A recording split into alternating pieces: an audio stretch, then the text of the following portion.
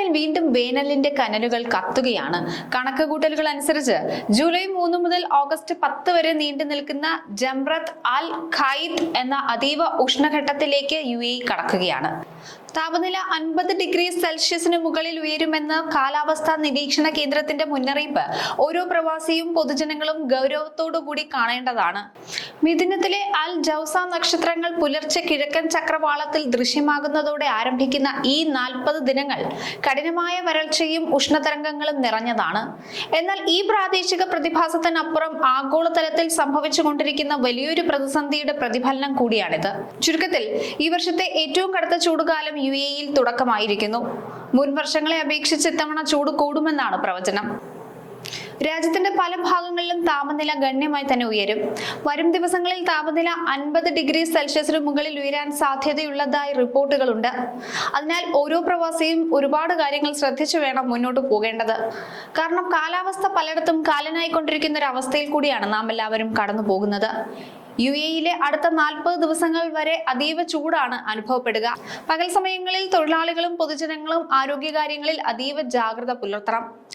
ജ്യോതിശാസ്ത്രപരമായ കണക്കുകൂട്ടലുകൾ അനുസരിച്ച് വേനൽക്കാലത്തിന്റെ തുടക്കം മുതൽ അതീവ ചൂടാണ് അനുഭവപ്പെടുക. മിഥുനത്തിലെ അൽ ജൗസ നക്ഷത്രങ്ങൾ പുലർച്ചെ കിഴക്കൻ ചക്രവാളത്തിൽ ദൃശ്യമാകുന്നതോടെയാണ് ഈ പ്രതിഭാസം ആരംഭിക്കുക. ഇതോടെ അറബ് മേഖലയിൽ വേനൽക്കാലത്തിന്റെ 2ാം ഘട്ടം സജീവമാകുമെന്നാണ് കാലങ്ങളായുള്ള വിശ്വാസം. ഈ സമയങ്ങളിൽ കഠിനമായ വരൾച്ച, ഈർപ്പമില്ലായ്മ, ശക്തമായ വരണ്ട കാറ്റ് എന്നിവയൊക്കെ അനുഭവപ്പെടാറുണ്ട്. ഈ ഉഷ്ണതരംഗങ്ങൾ ജനജീവിതത്തെ സാരമായി ബാധിക്കാൻ സാധ്യതയുള്ളതിനാൽ കൃത്യമായ മുൻകരുതലുകൾ സ്വീകരിക്കുക എന്നതാണ് ഇപ്പോൾ ഈ കാലാവസ്ഥയിൽ നിന്ന് രക്ഷപ്പെടാനുള്ള ഏക പോംവഴി.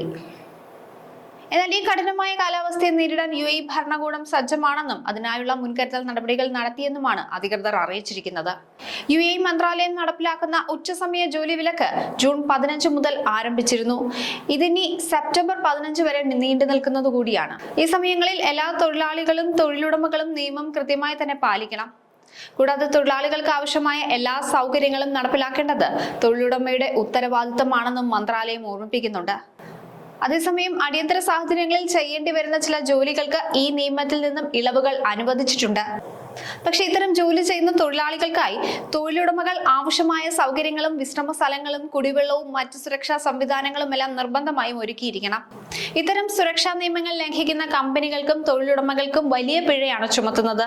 ഒരു തൊഴിലാളിക്ക് 5000 ദിർഹം വീതം പരമാവധി 50,000 ദിർഹം വരെ വലിയ തുക പിഴ ചുമത്തും.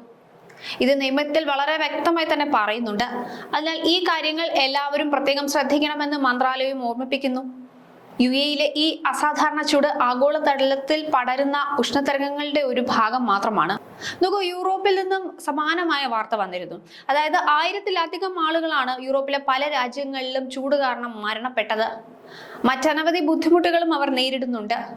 പ്രകൃതിയുടെ ഈ മാറ്റങ്ങളെ വെല്ലുവിളിക്കാൻ മനുഷ്യന് സാധ്യമല്ലെങ്കിലും കൃത്യമായ മുൻകരുതലുകളിലൂടെ ദുരന്ത ലഘൂകരണം സാധ്യമാണ്.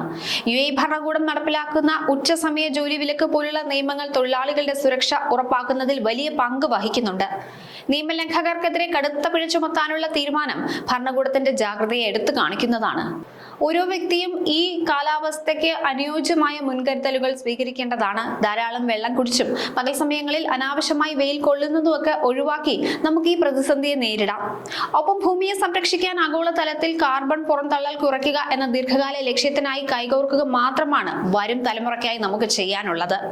അതെ, പ്രകൃതിയോട് ഇണങ്ങി ജീവിക്കാനാണ് നാം ഓരോരുത്തരും ശീലിക്കേണ്ടത്.